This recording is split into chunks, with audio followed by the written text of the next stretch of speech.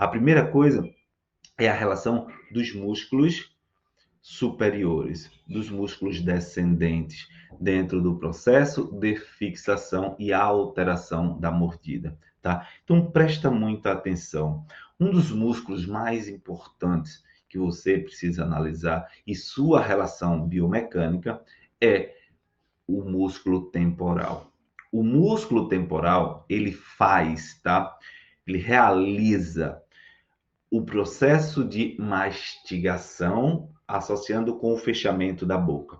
Esse processo de mastigação com o fechamento da boca está associado com a tensão, principalmente de fibras posteriores do temporal, onde essas fibras posteriores vão puxar o côndilo da ATM mais para trás e para cima. Então, o côndilo da ATM posterior, fixado posteriormente, tem relação com o temporal, com o temporal posteriormente. E esse músculo temporal posteriormente, ele precisa ser entendido, ele precisa ser,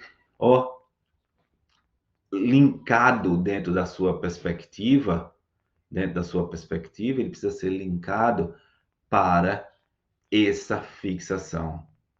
E o que é que isso tem a ver com uma mordida cruzada do ponto de vista funcional?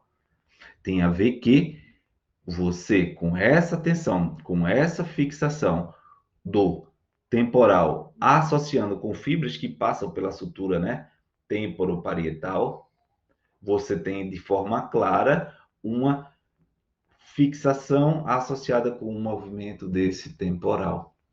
E esse osso temporal, junto com o músculo, afeta a harmonia. E quando você tem uma fixação desse lado e eu vou abrir a boca, o que acontece?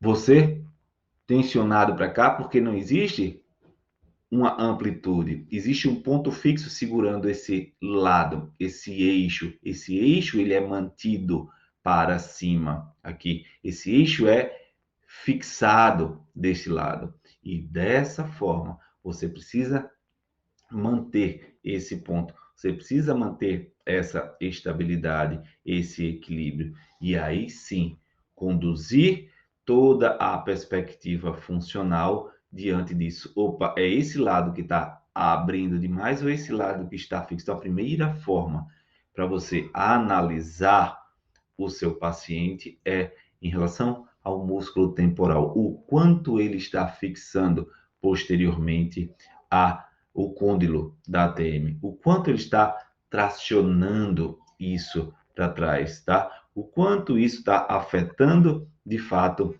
essa perspectiva clínica. O que foi, de fato, né, que você consegue perceber que seu paciente precisa. O que é que, de fato, o seu paciente está sentindo, né? Como você vai organizar isso? Você vai organizar da seguinte forma. Primeiro, tá? Você precisa entender na sua cabeça que como é que o seu raciocínio clínico pode ser melhor cada dia.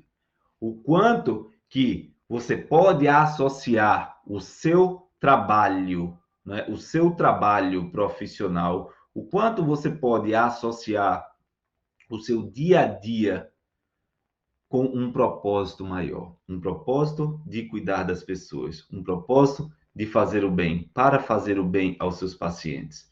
Como você pode associar todos esses detalhes, né? E dentro dessa perspectiva, você conseguir, né, de fato, né, transmitir ao seu paciente uma missão clara de trabalho, de abordagem dele, né? O quanto dentro de o fato de você trabalhar com dor, o fato de você cuidar do paciente com mordida cruzada, ele vai lhe trazer uma boa remuneração, vai lhe trazer a quantidade de pacientes que você precisa.